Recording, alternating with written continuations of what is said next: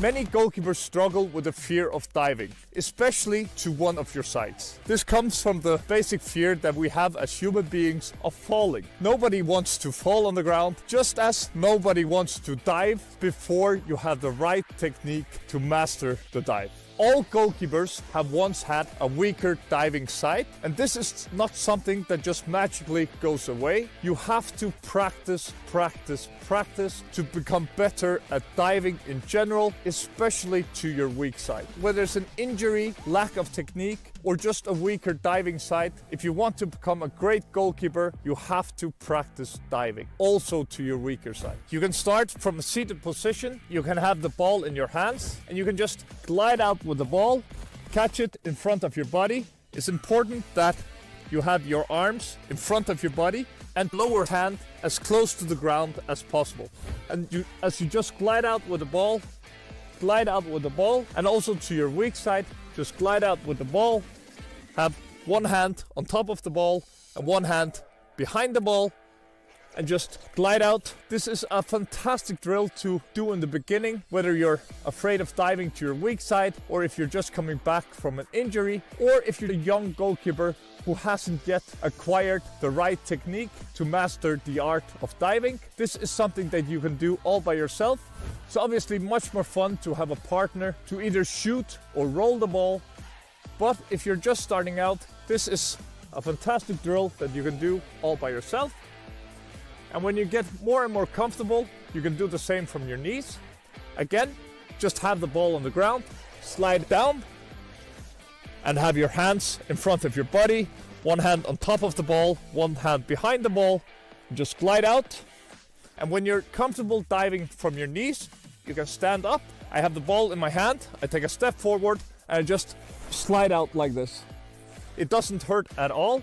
I barely feel it. Again, with my right leg, ball in front of myself, and I just slide out. Landing on your side with your hands in front of your body, on the side of your arm, and also bending your knees will massively help you become more and more comfortable diving. Overcoming the fear of diving may take time, but you will be so thankful when you're just as good as diving to your right side as you are to your left side, and you'll become so much better as a goalkeeper. Overcoming your fear of diving for low balls can be a struggle, but the more you practice, the more consistent you are, the more you want it, the sooner you'll overcome your fear of diving. Diving for low balls is one thing, but diving for high balls is a whole nother topic. In this video, I'll be giving you some tips on how to land, some drills that you can do all by yourself, so that you can overcome your fear of diving to the top corner. But before getting to that top corner, we first need to master the technique, and I'll show you some simple drills that you can do to land securely and efficiently, so you can dive without fear and without hurting yourself. So before we get to that top corner, I want to talk about something called the collapse dive. The collapse dive is especially useful for balls that come in the midsection. A simplified version of the collapse dive is that you take a step forward, and as the ball approaches, you want to have your face facing the ball. You want to have your hands in front of your body. And as the ball comes, you don't want to fight gravity. You just want to go slowly down with the ball and land like this. Landing on the side of my elbow with my hands facing upwards to the sky. I'm landing on the side of this knee, and my entire body takes the impact of the fall.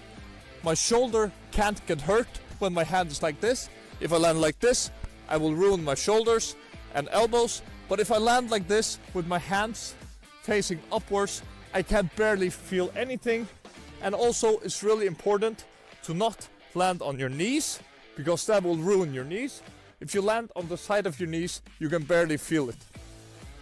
If you watch closely, you can see that the side of my knee and the side of my shoulder hit the ground simultaneously. So as I go for the collapse dive, you can see they're hitting the ground simultaneously. So there's not one area of my body that takes all of the impact. So to do an efficient dive, we want to take a step forward, have our hands in front of our bodies, and as we dive, we gently fall down and gently follow the flow of the dive. And we want to practice both sides and just gently fall on the ground. It's really easy for you to practice this yourself.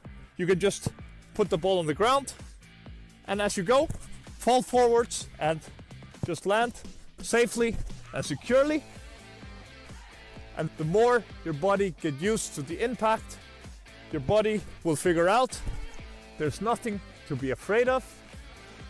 Because if you have the proper technique, you will soon realize that diving for high balls is just as easy as doing what I'm doing right now. And as you get more and more comfortable with diving, when you performed the collapse dive to both sides and you're just as comfortable diving to your left as you are to your right, you can start to throw the ball a bit further away from your body and gradually build up your comfortability with diving to both sides.